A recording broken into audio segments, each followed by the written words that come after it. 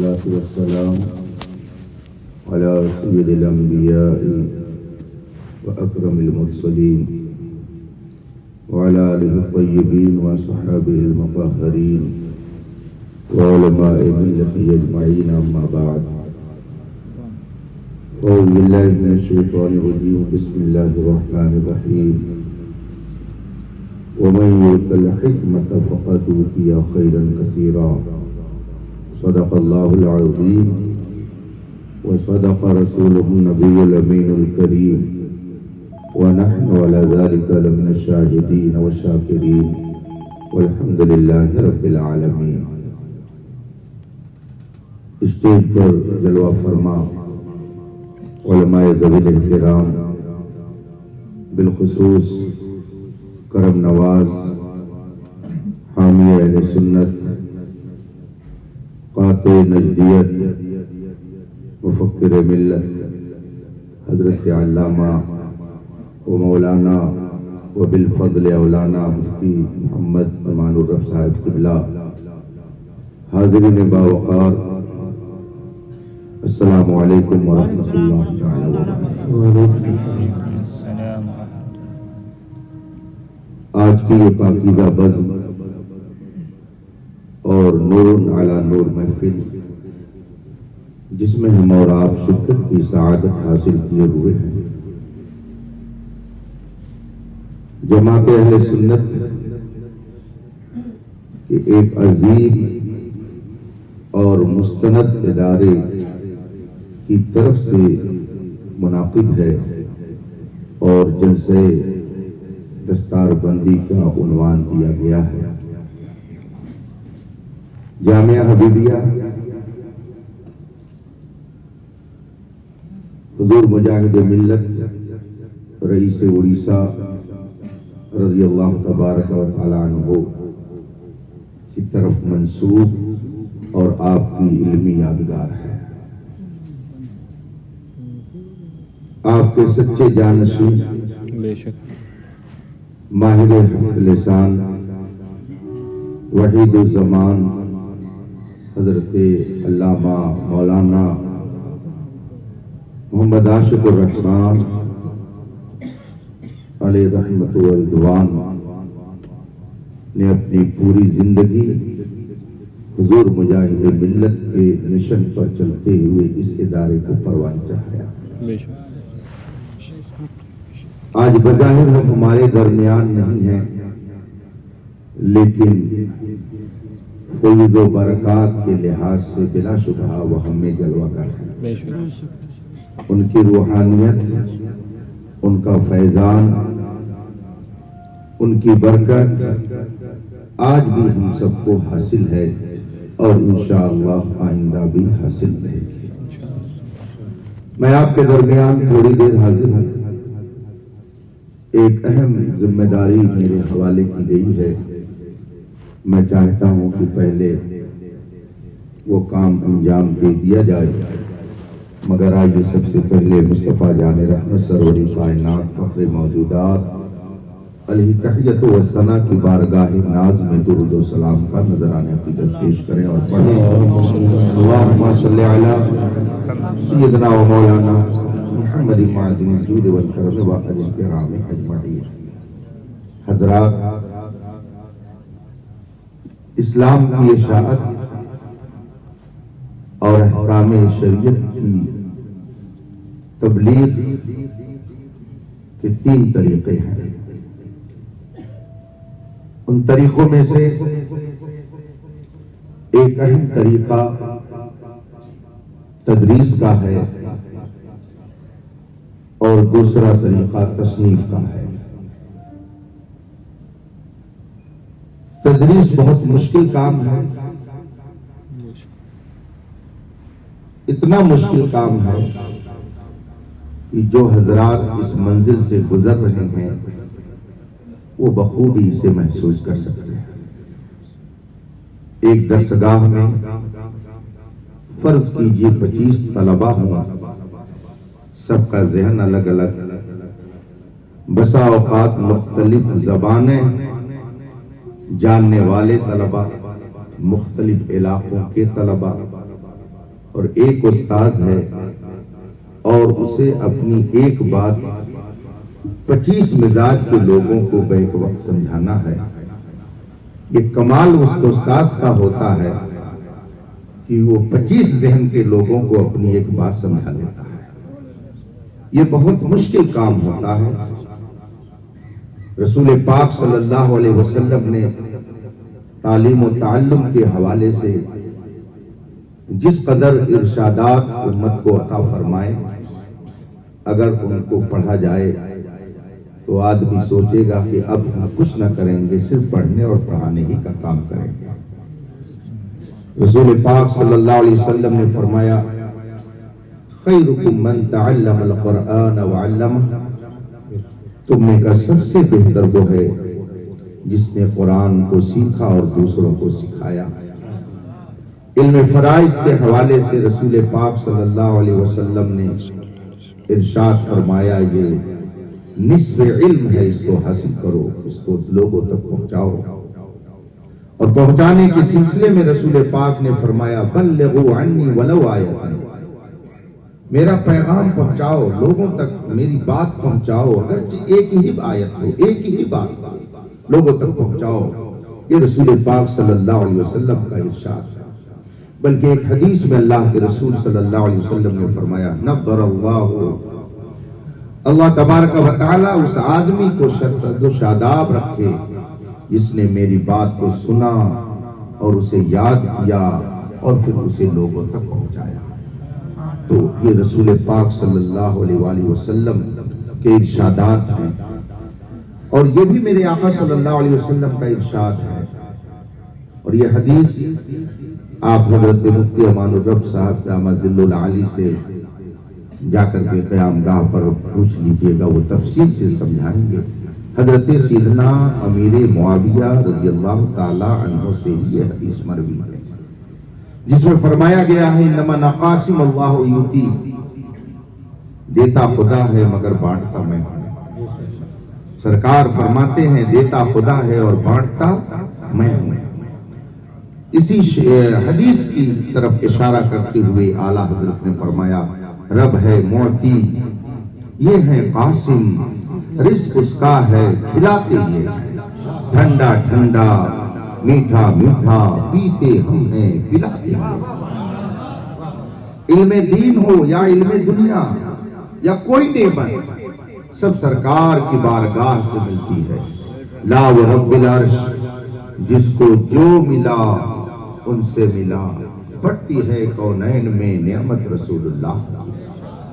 حضرت سیدنا امیر معاویہ رضی اللہ تعالیٰ عنہ فرماتے ہیں، سمعت النبی صلی اللہ علیہ وسلم خطیبا، میں نے رسول پاک صلی اللہ علیہ وآلہ وسلم کو خطبہ دیتے ہوئے ارشاد فرمایا، بیان کرتے ہوئے ارشاد فرمایا۔ پوری حدیث ہے، اس حدیث کا آخری ٹکڑا ہے کہ میرے آقا فرماتے ہیں، لن تزال هذه الامة قائمة على امر اللہ لا يضرهم من خالفهم حتى ياتي امر اللہ۔ حضرت امیر معاویہ رضی اللہ تعالیٰ عنہ فرماتے ہیں کہ رسول پاک سے میں نے خود سنا، خطبہ دیتے ہوئے اللہ کے رسول صلی اللہ علیہ وسلم نے ارشاد فرمایا کہ میری امت کا ایک طبقہ، میری امت کی ایک جماعت ہمیشہ حق بات پر مضبوطی سے قائم رہے گی، لا يضرهم من خالفهم، جو ان کی مخالفت کرے گا وہ ان کا کچھ نقصان نہیں پہنچا سکتا ہے، اور یہ پاکیزہ جماعت قیامت تک قائم رہے گی۔ نور حق شمع الہی کو بجھا سکتا ہے کون؟ جس کا حامی ہو خدا اس کو بجھا سکتا ہے۔ اسلام ایک نور ہے، ایک آفتاب ہے، ماہتاب ہے، اور اس سے پوری دنیا روشن ہو رہی ہے۔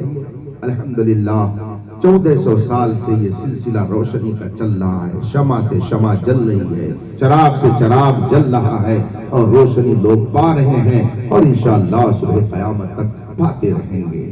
حضور مجاہد ملت نور اللہ مرقدہ نے اپنے اکابر سے نور حاصل کیا، ان حضرات نے اپنے اکابر سے، ان حضرات نے اپنے اکابر سے سلسلہ بسلسلہ اوپر تک اور پھر اوپر سے نیچے تک آیا تو الحمدللہ حضرت علامہ عاشق الرحمان صاحب نے اس نور کو اتنا حاصل کیا کہ وہ جس طرف گزر جاتے میں یہ کہتا ہوں کہ ان کا سایہ ایک تجلی، ان کا نقش پا چراغ، وہ جدھر گزرے ادھر ہی روشنی ہوتی گئی۔ حضرت علامہ عاشق الرحمان صاحب علیہ رحمت و رضوان نے امت کے نونہالوں تدریس کے ذریعہ سنوارا۔ یہ حضرت علامہ مولانا غلام جیلانی صاحب ہیں، بظاہر یہ عمر میں کم دکھ رہے ہیں مگر علم میں بہت سارے بڑوں سے بھی بڑے ہیں۔ یہ معقولات کا علم بہت مشکل علم مانا جاتا ہے، طلبہ تو اب اس سے اس قدر بے رغبت ہو چکے ہیں کہ منطق کی کتاب پڑھنا گوارا نہیں کرتے ہیں، چھونا گوارا نہیں کرتے ہیں۔ اکثر مدارس میں مشکل کتابیں اب پڑھائی نہیں جاتی ہیں، نکال دی گئی ہیں۔ ان میں سے ایک مشکل کتاب ہے جس کا نام حمداللہ ہے، یہ کبھی پڑھائی جاتی تھی، منطق کی بہت مشہور کتاب ہے، مگر حضرت علامہ عاشق الرحمان صاحب علیہ رحمت و رضوان نے اپنے علم کو اپنے شاگردوں میں منتقل کر دیا، اور مولانا غلام جیلانی صاحب نے صرف یہ نہیں کہ اس کتاب کو پڑھا بلکہ حمداللہ جیسی مشکل کتاب کی شرح بھی تحریر فرما دی۔ یہ علامہ عاشق الرحمان صاحب علیہ رحمت و رضوان کا فیضان ہے۔ ہاتھ میں اس وقت میری کتاب ہے، اس کا نام ہے فتاوی حبیبیہ جلد 2۔ فتاوی یہ فتویٰ کی جمع ہے، فتویٰ یہ لفظ فتح سے بنا ہوا۔ حضرت علامہ مفتی امان الرب صاحب کی اجازت کے ساتھ میں عرض کرنا چاہوں گا، اس لیے کہ بہت بڑے عالم ہیں، بہت بڑے خطیب ہیں، مجھ سے بہت بڑے، مگر مجھے بہت نوازتے ہیں۔ اس موضوع پر تو یہ شاندار گفتگو کر سکتے ہیں۔ فتح کے معنی ہوتے ہیں جوان کے، نوجوان کو عربی میں فتح کہا جاتا ہے۔ شعر ابھی آپ نے سنا، لا فتح الا علی لا سیف الا ذوالفقار۔ لا فتح کا مطلب یہی ہوتا ہے کوئی ایسا جوان نہیں ہے جیسی جوانی اللہ نے شیر خدا حضرت علی کو عطا فرمائی۔ تو فتح کے معنی ہوتے ہیں جوان کی، اسی سے فتویٰ بنا ہے۔ مطلب اس کا یہ ہے کہ جس کا دماغ جوان ہو، جس کا ذہن جوان ہو، جس کی قوت یادداشت جوان ہو، جس کا علم جوان ہو، جس کے اندر بیدار مغزی پائی جائے، جو حالات زمانہ پر نظر رکھے، جو لوگوں کے عرف کو بھی سمجھے، جو لوگوں کی زبان کو بھی سمجھے، ان کے مزاج کو بھی سمجھے، سوال کی منشا کو بھی سمجھے، ہر اعتبار سے جو جوان ہو، جب وہ فتویٰ دیتا ہے تو وہ فتویٰ کبھی بوڑھا نہیں ہوتا ہے، وہ فتویٰ بھی ہمیشہ جوان۔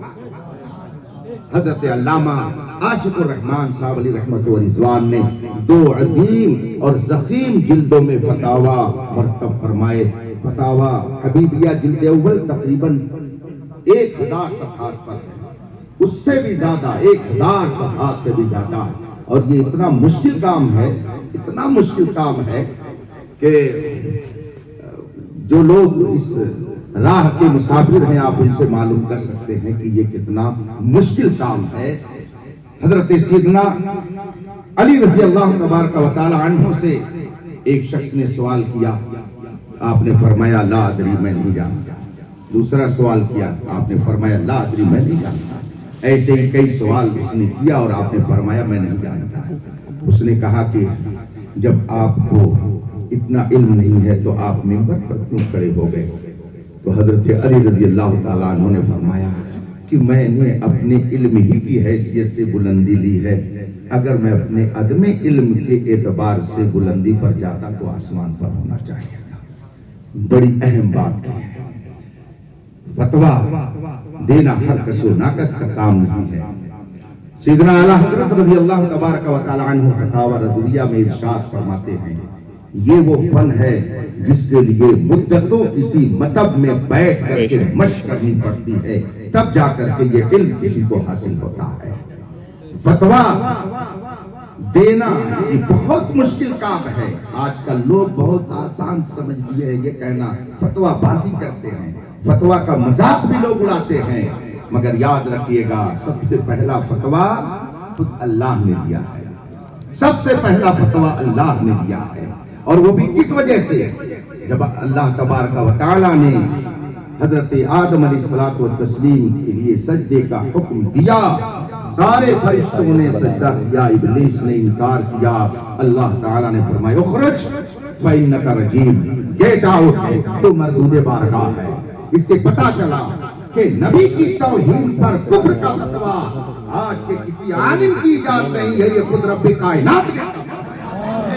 تو جو نبی کی توہین کرتا ہے، جو نبی کی گستاخی کرتا ہے، ہم اپنی طرف سے اس کے لیے کفر کا فتویٰ نہیں لگاتے، بلکہ اللہ نے ہمیں بتایا ہے کہ جو نبی کی توہین کرتا ہے وہ مومن ہوئی، نہ اس کا علم اس کو کام دے گا، نہ اس کا تقوی اس کو کام دے گا، نہ اس کی پرہیزگاری اس کو کام دے گی۔ اگر وہ اپنے ایمان کی حفاظت چاہتا ہے تو انبیاء کی تعظیم کرے، انبیاء سے محبت کرے۔ ذرا بھی توہین اگر کرے گا تو اس کے علم کو، اس کے تقوی کو اس کے منہ پر مار دیا جائے گا اور عزت کی بلندی سے ذلت کے گڈھے میں ڈال دیا جائے گا۔ سب سے پہلا فتویٰ اللہ تبارک و تعالیٰ نے دیا۔ قرآن کریم میں ایک مقام پر فرمایا گیا قل اللہ یفتیکم فی الکلالہ، اے محبوبہ آپ فرما دو کہ اللہ فتویٰ دیتا ہے کلالہ کے بارے میں۔ آپ اس کی تفصیل درسگاہ میں آ کر کے معلوم کر سکتے ہیں۔ یہ بہت مشکل کام ہے۔ رسول پاک صلی اللہ علیہ وسلم نے اس سلسلے میں جو تعلیمات دی ہیں، آپ ان کو پڑھیں تو آپ حیرت میں پڑ جائیں۔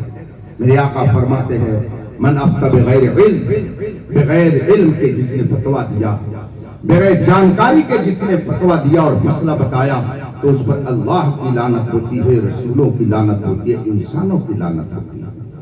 اور پھر رسول پاک صلی اللہ علیہ وسلم نے یہ بھی فرمایا کہ جسے معلوم ہو اور اس سے سوال کیا جائے اور پھر وہ جواب نہ دے، چھپائے، تو الجما یوم القیامت بلجام من النار۔ مسئلہ معلوم تھا، نہیں بتایا، چھپا لیا، حق کو بلا وجہ اس نے چھپایا، میرے آقا فرماتے ہیں قیامت کے دن اس کے منہ میں آگ کی لگام لگا دی جائے گی، اس علم والے کے منہ میں لگام لگا دی جائے گی جو حق بات نہ بولتا ہوگا۔ ایک حدیث میں میرے آقا صلی اللہ علیہ وسلم نے ارشاد فرمایا اذا ظہرت الفتن او البدع فلیظہر العالم علمہ، جب فتنے برپا ہونے لگیں، گمراہیاں پھیلنے لگیں، بدعقیدگی پھیلنے لگے، فَلْيُظْهِرِ الْعَالِمُ عِلْمَهُ، تو عالم کو چاہیے کہ اپنے علم کا اظہار کرے۔ وَمَنْ لَمْ يَفْعَلْ ذَلِكَ، اور جو ایسا نہ کرے فَعَلَيْهِ لَعْنَةُ اللَّهِ وَالْمَلَائِكَةِ وَالنَّاسِ أَجْمَعِينَ، تو اس عالم پر اللہ کی لعنت ہوتی ہے، فرشتوں کی لعنت ہوتی ہے، تمام انسانوں کی لعنت ہوتی ہے۔ لا يقبل اللہ منہ صرفا ولا عدلا، اللہ اس عالم کا نہ فرض قبول کرتا ہے نہ نفل۔ مگر اس کے ساتھ ساتھ رسول پاک نے یہ بھی فرمایا قیامت جب قریب ہوگی علم اٹھتا جائے گا، علم اٹھتا جائے گا، مگر کیسے اٹھے گا؟ اس کے بارے میں رسول پاک صلی اللہ علیہ وسلم نے فرمایا ان اللہ لا يقبض علم انتزاعا ينتزعه من العباد ولكن يقبض بقبض العلماء، ان اللہ لا يقبض العلم انتزاعا، اللہ تبارک و تعالیٰ علم کو ایسے نہیں اٹھائے گا کہ لوگوں کے سینوں سے کھینچ لے، ایسا نہیں ہوگا۔ ولكن يقبض بقبض العلماء، علم اٹھائے گا تو کس طرح سے؟ جو سچے عالم ہوں گے وہ اٹھا لیے جائیں گے، سچے علماء دنیا سے اٹھ جائیں گے، حتی اذا لم يبق عالما، یہاں تک کہ جب ایک بھی سچا عالم باقی نہ رکھے گا۔ اور ایک روایت میں ہے حتی اذا لم يبق عالم، جب ایک بھی سچا عالم نہیں رہ جائے گا تو ہوگا کیا؟ اتخذ الناس رؤوسا جہالا، تو لوگ جاہلوں کو اپنا پیشوا بنائیں گے، جاہلوں کو اپنا امیر بنائیں گے۔ فسئلوا، تو انہیں جاہل امیروں سے لوگ مسئلہ پوچھیں گے اور انہیں معلوم نہیں ہوگا تو اپنے بڑک پن کو ظاہر کرنے کے لیے، اپنی جہالت کو چھپانے کے لیے افتوا بغیر علم، بغیر علم کے فتویٰ دیں گے۔ فضلوا واضلوا، تو خود بھی گمراہ ہوں گے، قوم کو بھی گمراہ کریں گے۔ آج ایسے لوگ بھی ہماری نگاہوں کے سامنے ہیں۔ اللہ تبارک و تعالی ہمارے اور آپ کے ایمان کی حفاظت فرمائے۔ حضرت علامہ عاشق الرحمن صاحب نے نور علم حاصل کیا حضور مجاہد ملت سے، حضور مجاہد ملت نے حضور حجت الاسلام اور دیگر اکابر سے، حضور حجت الاسلام نے اعلیٰ حضرت سے، اور سب کی سند، ہم سب کی سند اعلیٰ حضرت تک پہنچتی ہے۔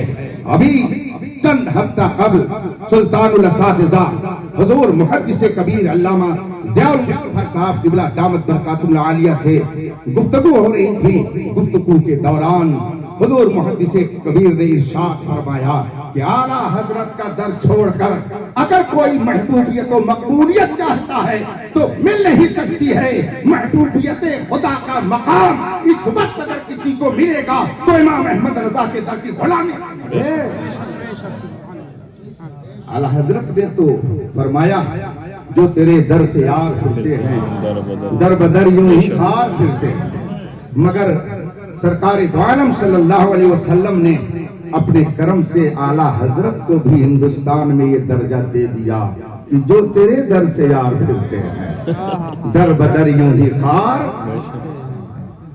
حضرت علامہ عاشق الرحمان صاحب علیہ رحمت و رضوان مسلک اعلیٰ حضرت کہ ایسے ترجمان تھے, بریلی شریف کے ایسے شہدائی تھے.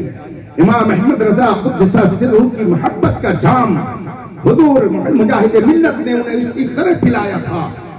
میں نے تو خلوت و جلوت ان کی دیکھی ہے کم, نے حضرات نے زیادہ دیکھا ہے کہ اگر کسی کو بریلی کا مخالف پانجات دیکھ لیتے, محسوس کر لیتے کہ اس کے اندر بریلی مخالفت کے جراثیم ہیں, سلام تو دور کی بات ہے اس کا چہرہ دیکھنے کا یہ محبت بریلی کا نتیجہ تھا. اور الحمدللہ ثم الحمدللہ میں فخر اس بات پر کرتا ہوں کہ حضرت نے اگر مجھے اپنا قرب عطا کیا تو بریلی کی نسبت ہی سے قرب عطا کیا. میں نے جس وقت راہ عمل کتاب لکھی حضور علامہ عاشق الرحمان صاحب علیہ رحمت و رضوان کی نظر سے وہ کتاب گزری. سیمینار کے موقع پر بریلی شریف حضرت جلوہ فرما تھے. کتاب میں نے لے جا کر کے دکھائی, حضرت نے دیکھ کر کے اس قدر خوشی کا اظہار فرمایا اور پھر فرمایا جملہ حضرت کا یہ تھا کہ اس کتاب کو دیکھ کر کے اور آپ کو دیکھ کر کے اطمینان ہو گیا کہ مسلک اعلیٰ حضرت کی ترجمانی آئندہ بھی ہماری نسلیں کرتی ہے. واہ واہ واہ سبحان اللہ. نعرہ تکبیر, نعرہ رسالت, فیضان حضور مجاہد ملت, فیضان حضور وحید الزمان, خلیفہ سرکار تاج الشریعہ, مناظر اہل سنت. نعرہ تکبیر, نعرہ رسالت. ہر ادارہ, ہر تحریک, ہر تنظیم اپنے بانی اور اپنے فاؤنڈر کے نظریات کو لے کر آگے بڑھتی ہے. ہر تحریک, ہر ادارہ, ہر دارالعلوم اپنے بانی, اپنے فاؤنڈر اور اپنے پیشوا کے نظریات کو آگے لے کر چلتی ہے. ہماری اور آپ کی محبت کا تقاضا یہ ہے حضور مجاہد ملت سے ہماری جو نسبت ہے, جو غلامی ہے ہمیں حاصل, اس کا تقاضا ہے. علامہ عاشق الرحمان صاحب علیہ رحمت و رضوان سے ہماری جو محبت ہے, جو تعلق ہے, اس کا تقاضا ہے. جامعہ حبیبیہ سے اگر ہمارا تعلق ہے تو اس کا تقاضا ہے کہ ہم زندگی کے ہر موڑ میں مسلک اعلیٰ حضرت پر قائم رہیں اور کہیں بھی رہیں, مگر فخر اس پر کریں کہ ہمارا رشتہ امام احمد رضا, فخر اس پر کریں کہ ہمارا رشتہ حضور مجاہد ملت سے ملتا ہے. فخر اس پر کریں کہ ہمارے درمیان 20 سے زیادہ علوم و فروم کا جاننے والا عاشق الرحمان ایسا عالم ربانی تھا کہ ہندوستان میں اس کی نظیر کبھی. اللہ تبارک و تعالیٰ نے وہ فضائل و کمالات انہیں عطا کیے تھے کہ وہ فضل و کمال کا ایک اترے مجموعہ تھے. انہوں نے کئی موضوعات پر کتابیں چھوڑی ہے جو یادگار ہیں. اب ہماری یہ ذمہ داری ہے کہ اگر وہ چھپی نہیں ہیں تو انہیں چھپائیں, اگر چھپ گئی ہیں تو ہم انہیں پڑھیں, چھپ گئی ہیں تو انہیں پڑھیں. یہ حضرات کھڑے ہیں, ان کے پیر میں ہو سکتا ہے تھوڑی سی تکلیف ہو رہی ہو کھڑے کھڑے, لیکن پڑھنے کی بات آ گئی ہے تو میں اپنے طلبہ سے عرض کروں گا. پڑھا لکھا شہر ہے الہ آباد, تو پوری دنیا میں ایک پڑھا لکھا شہر مانا جاتا ہے الحمدللہ. ابھی چند روز پہلے میں نے ایک نیوز سنی, اتفاق سے موبائل لیا, کھول دیا اور شام کو نیوز آ رہی تھی تو اس میں ایک سروے خبر دینے والا پیش کر رہا تھا کہ دنیا میں وہ کون سی قوم ہے جو سب سے زیادہ کتابوں کا مطالعہ کرتی ہے. ایک سروے وہ پیش کر رہا تھا تو افسوس اس بات پر بہت زیادہ ہوا جب اس نے قوم مسلم کا تذکرہ کیا. وہ کہتا ہے کہ سروے کیا گیا ہے پوری دنیا کا, تو اس میں یہ سامنے آئی ہے یہ بات کہ سب سے زیادہ جو قوم پوری دنیا میں کتابوں کی اسٹڈی کرتی ہے، مطالعہ کرتی ہے، وہ قوم یہود ہے۔ اور اس میں آگے اس نے کہا کہ ہر یہودی، عام ہو چاہے خاص، ہر یہودی سال بھر میں کم از کم 40 کتابوں کا مطالعہ کرتا ہے۔ ایک یہودی کم از کم 40 کتاب پڑھتا ہے ایک سال میں، اور ایک عیسائی کم از کم 32 یا 23 کتابیں سال بھر میں پڑھتا ہے۔ اور مسلمان قوم کا جب ذکر کیا تو مائنس دکھایا، مائنس میں ہے یہ، یعنی یہ سال میں ایک کتاب بھی مکمل طور سے مطالعے میں نہیں رکھتے ہیں۔ کتنے افسوس کی بات ہے، جس قوم کو خدا کی طرف سے پہلا پیغام اقرا دیا گیا، پڑھو پڑھو، جس قوم کو سب سے پہلا پیغام اقرا پڑھو یہ پیغام دیا گیا، اس قوم کے مطالعے کا حال یہ ہے۔ اور اس کی تصدیق بھی ہو جاتی ہے۔ اس خبر کے سننے کے 2 ہفتے کے بعد ایک مولانا صاحب میرے پاس ملنے کے لیے آئے، تو انہوں نے اپنا تعارف کرایا اور کہا کبھی کبھی میں آپ سے مشکل مسائل میں رجوع کرتا ہوں، فون پر میں آپ سے بات کیا کرتا ہوں، کیا بتاؤں حضرت 30 سال ہو گئے آج تک کتاب سے واسطہ نہیں پڑا ہے۔ یہ پڑھے لکھے لوگوں کے جملے ہیں، پڑھیے، مطالعہ کیجیے۔ دنیا کہاں سے کہاں پہنچ رہی ہے، اگر آپ نہیں پڑھیں گے تو بتائیے کون پڑھے گا؟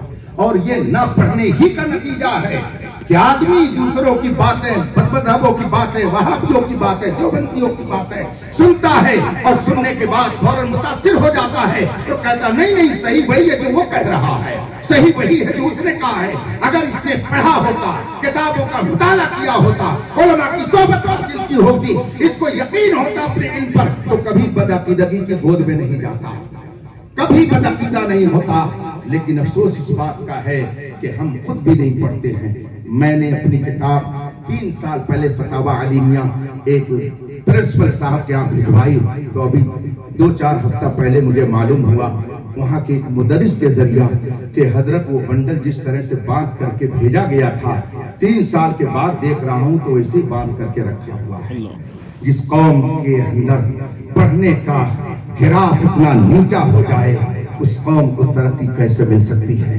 یاد رکھیے، چاہے دنیا کی ترقی ہو یا دین کی، دنیا کی تہذیب اگر حاصل کرنا چاہتے ہیں تب بھی علم حاصل کرنا ہوگا، دین کی ثقافت، دین کی تہذیب حاصل کرنا چاہتے ہیں تب بھی آپ کو علم حاصل کرنا ہوگا۔ تہذیب اور بلندی دنیاوی اعتبار سے اگر آپ چاہتے ہیں تب بھی پڑھیے، اور اگر دینی اعتبار سے چاہتے ہیں تب بھی آپ کو پڑھنا پڑے گا۔ بغیر پڑھے ہوئے نہ دنیا میں ترقی کر سکتے ہیں نہ دین میں ترقی کر سکتے ہیں۔ اس لیے پڑھیے، مطالعہ کیجیے، یہ بڑی عظیم کتاب ہے۔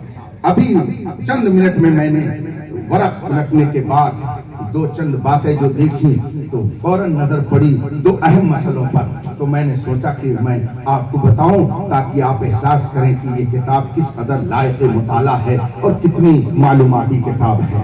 میں اپنے طلبہ سے عرض کروں گا، مطالعہ جانتے ہیں آپ، یہ علماء بیٹھے ہیں، آپ ان سے اور مزید تفصیل معلوم کرتے رہیے گا۔ لفظ مطالعہ باب مفعلت سے آتا ہے۔ باب مفعلت کی خاصیت مشارکت ہے۔ مشارکت کا مطلب ہوتا ہے 2 آدمیوں کا مل کر کے کوئی کام کرنا۔ مطالعہ باب مفعلت سے ہے۔ طلوع اس کا مادہ ہے۔ اب طلوع کا معنی ہوتا ہے ظاہر ہونا، ظہور۔ تو آپ کہتے ہیں میں نے کتاب کا مطالعہ کیا، تو آپ کی طرف سے کس چیز کا ظہور ہوا اور ادھر سے کس چیز کا ظہور ہوا؟ اس لیے کہ مطالعہ دونوں طرف سے ہوتا ہے، طلوع ادھر سے بھی ہوگا اور ادھر سے بھی ہوگا۔ مقاتلہ کا مطلب ہوتا ہے جنگ کرنا، تو تنہا ایک آدمی جنگ نہیں کر سکتا ہے، کم از کم 2 لوگ چاہیے تب جنگ ہوگی، تو ادھر سے بھی جنگ اور ادھر سے بھی جنگ۔ مطالعہ کا مطلب ہوتا ہے ظہور، ظاہر ہونا، تو ادھر سے کیا ظاہر ہوگا ادھر سے کیا ظاہر ہوگا۔ بڑی پیاری بات علماء نے فرمائی ہے کہ لفظ مطالعہ جو استعمال کیا جاتا ہے اس کی حقیقت پہ غور کرنا چاہیے۔ مطالعہ کا مطلب ہوتا ہے ظاہر ہونا۔ اب ظاہر ہونا تو کس چیز کا ظاہر ہونا؟ طالب علم کتاب کو پڑھے تو اپنی طرف سے اس کے پڑھنے کا ظہور ہو، اور جب عقیدت سے پڑھے گا تو کتاب کی طرف سے برکت کا ظہور ہوگا، ادھر سے بھی ظہور ہوگا اور ادھر سے بھی ظہور ہوگا، اس لیے اس کو مطالعہ کہا جاتا ہے۔ اور اگر ایک بار میں کسی کی توجہ نہ ہو تو اس کو مثال سے سمجھ لیجئے، آپ گئے حضرت مفتی غلام جیلانی صاحب کے پاس بیٹھ گئے، پرنسپل ہیں یہ، آپ شاگرد ہیں، آپ جا کر کے ادب سے بیٹھ گئے، مگر حضرت آپ کی طرف کوئی توجہ نہیں دے رہے ہیں. آپ حسرت بھری نظر سے عقیدت کے ساتھ محبت کے ساتھ دیکھ رہے, پھر نظر نیچی کر لے رہے, کچھ نہیں بول رہے ہیں. اگر آپ چند مرتبہ ایسا کریں گے تو دل میں کچھ نہ کچھ رحمت کا جذبہ ضرور پیدا ہو ہی جائے گا. کیا بات ہے, کیوں بیٹھے ہو, کیوں دیکھ رہے ہو؟ ایسے دیکھنے سے آدمی کے اندر محبت بھی پیدا ہو جاتی ہے. اب اگر آپ نے ایک بار کتاب کو دیکھا اور پھر وہ کتاب سمجھ میں نہ آئی, پھر اسے محبت سے دیکھیے, پھر اسے محبت سے دیکھیے, پھر اس کو پڑھنے کی کوشش کیجیے, پھر سمجھنے کی کوشش کیجیے. جب کتاب کو محبت کی نظر سے پڑھیں گے تو انشاءاللہ اس کی برکت ظاہر ہوگی اور اس کا فیضان آپ کے اوپر ہوگا. اس لیے کتابیں پڑھیں, کتابوں کا مطالعہ کریں. ہمارے اکابر دن رات کتابوں کا مطالعہ کرتے تھے. میں نے حضور تاج الشریعہ علی رحمت و رضوان کو دیکھا, سفر میں ہوتے, پلیٹ فارم پر ہوتے, ایئرپورٹ پر ہوتے, اگر وقت موجود ہے فوراً فرماتے خدام سے کتاب نکالو, چلو فلاں چیز لکھو. یا تو لکھنے بیٹھ جاتے یا مطالعہ شروع کر دیتے. کتاب پڑھ کر کے سنتے تھے, پڑھوا کر کے. ہمیشہ اپنا وقت پڑھنے پڑھانے میں لگا رہتا تھا. ان کی زندگی اس کے لیے وقت تھی. حضرت علامہ عاشق الرحمان صاحب علیہ رحمت و رضوان زندگی کے آخری لمحے تک پڑھنے پڑھانے سے متعلق رہے. اس لیے ان کے تلامذہ کو چاہیے, ماننے والوں کو چاہیے کہ جس بھی حیثیت کے ہوں دارالعلوم کو پڑھنے پڑھانے کے ماحول میں رکھیں. طلبہ پڑھیں, آپ مدد کریں, بہترین طریقے سے طلبہ نکل کر کے امت کی خدمت کرتے رہیں. یہ کتاب جس کا نام فتاوی حبیبیہ جلد 2, یہ کتاب محترم المقام خالص مخلص ادارے کے بےخواہ, یوں تو ہر ایک کی کچھ نہ کچھ خدمت رہتی ہے. ملک جب فتح ہوتا ہے تو سارے فوجیوں کا کچھ نہ کچھ اس میں کردار ہوتا ہے, مگر نام آتا ہے تو کمانڈر ان چیف ہی کا آتا ہے. اگرچہ بہت سارے لوگوں کی قربانیاں رہتی ہیں, مگر جو پیشوا اور مقتدا ہوتا ہے ذکر اس کا زیادہ ہوتا ہے. تو اس کا مطلب یہ نہیں ہوتا کہ دوسروں کی قربانیوں کو بھلایا جا رہا ہے. ان کی بھی قربانیاں شامل ہیں, مگر جس نے قدم آگے بڑھایا اللہ کے کرم سے اس کو سرخروئی زیادہ مل جاتی ہے. جو بڑھ کر ہاتھ میں لے لے اسی کا جام ہو جائے. یہ کتاب فتاوی حبیبیہ جلد 2, جس کو قسط دوم کے نام سے, اس کا مطلب بھی اور بھی کچھ فتاوی موجود ہیں, تھوڑے سے کچھ اور بچے ہوئے ہیں. یہ تقریباً 500 صفحات پر 440 صفحات پر مشتمل یہ کتاب. اس کی کمپوزنگ, پروف ریڈنگ اور پھر اس کی طباعت, یہ کام اتنا مشکل ہوتا ہے کہ جو لوگ اس راہ کے مسافر ہیں وہی سمجھ سکتے ہیں کہ کتنی دشوار گزار یہ منزل ہے. کئی بار پروف ریڈنگ ہوتی ہے, مگر پھر بھی کمپیوٹر کی کچھ نہ کچھ غلطی رہی جاتی ہے. خود میں نے اپنی کتاب فتاوی علیمیہ, جس کا نام ہے, اس کا تعارف نہیں کرانا چاہتا ہوں, بتانا چاہتا ہوں. تقریباً 1700 صفحے پر 3 جلدوں میں ہے, اور ابھی تیسری جلد 2-3 مہینہ قبل آئی ہے. خود میں نے 4 بار ایک حرف کا مطالعہ کیا, مگر پھر بھی کہیں نہ کہیں غلطی اس میں آ ہی جاتی ہے, کمپوزنگ کی غلطی ہو ہی جاتی ہے. مگر یہ کتاب آپ کے سامنے ہے, اس میں بڑے اہم مسائل ہیں. ابھی میں نے کھولا تو اس کتاب میں مجھے 2 مسئلے ملے. ابھی کوڑے کا تیوہار گیا ہوا ہے. کوڑے کے تیوہار کے موقع پر واٹس ایپ پر بھی بہت سارے لوگ خامہ فرسائی کرتے ہیں, اور آج کل تو حضرت سے پوچھے, حضرت مفتی امان الرب صاحب قبلہ سے, تو وہ بتائیں گے واٹس ایپی مفکر, واٹس ایپی محدث, واٹس ایپی مصنف, واٹس ایپی مفتی اتنے زیادہ ہیں کہ ان کا شمار کرنا مشکل ہے. وہ سمجھتے ہیں کہ بس ساری دنیا یہی ہے, کسی پر کرو, ایڈورٹائز کرو, ہمارا نام ہو جائے گا. تو کوڑے کے تعلق سے بھی واٹس ایپ پہ بہت سارے لوگوں نے آرٹیکل شائع کیے, مضامین شائع کیے اور اپنی باتوں کو رکھا.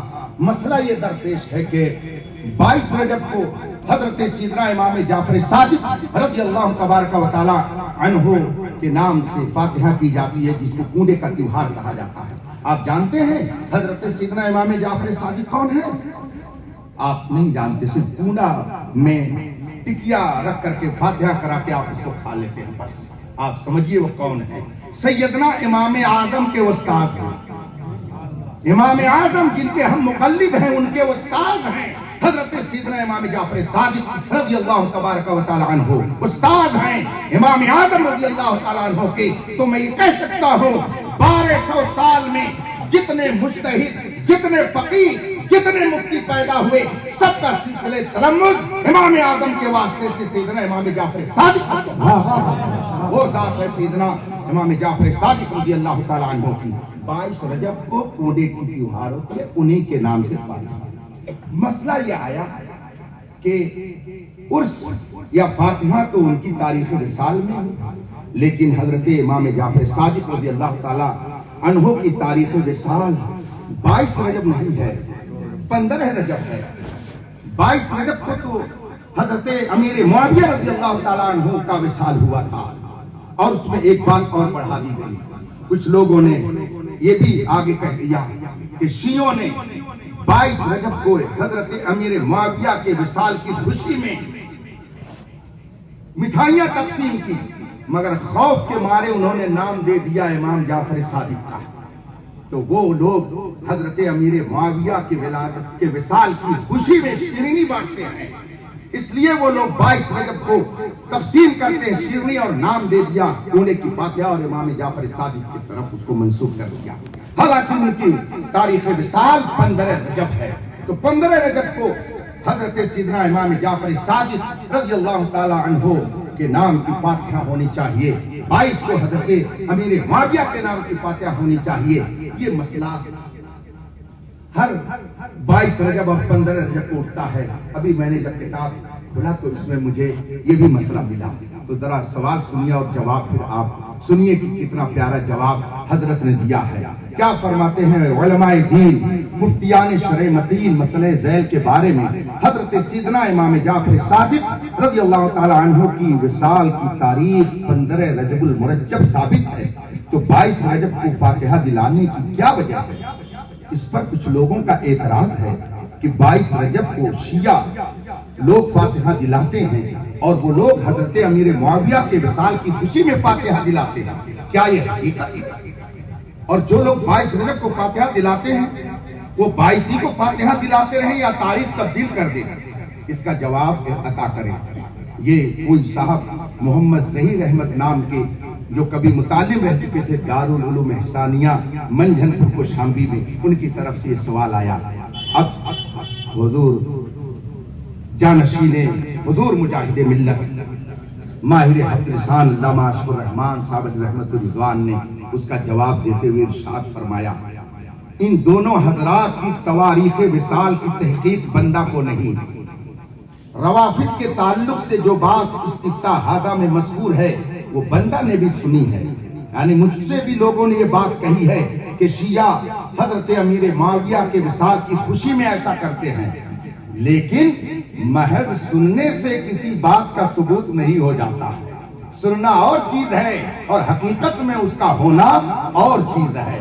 کسی بھی بزرگ کی فاتحہ کسی بھی روز ہو سکتی ہے۔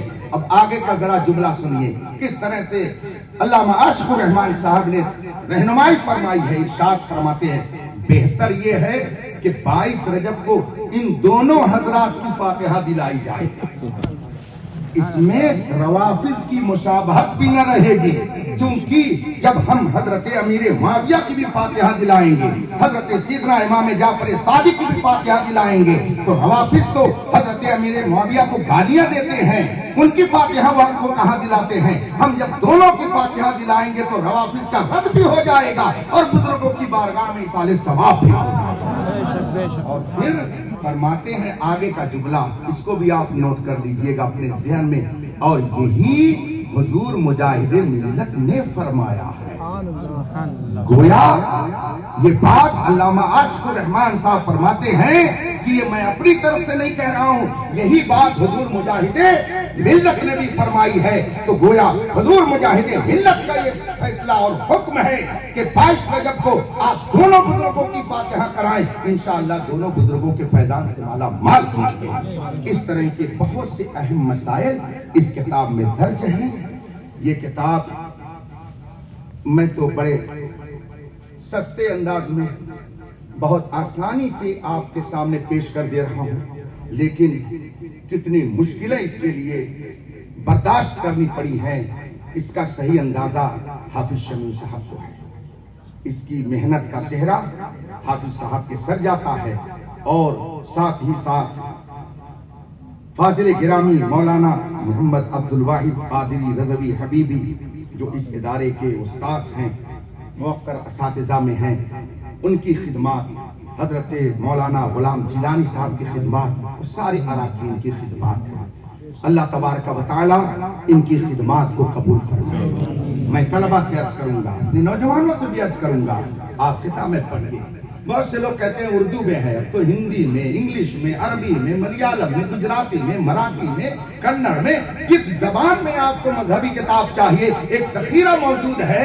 یہ کہہ کر کے آپ چھٹکارا نہیں پا سکتے ہیں کہ وہ زبان ہم نہیں جانتے، اس لیے آپ پڑھیں، کتاب پڑھیں گے انشاءاللہ علم میں اضافہ ہوگا۔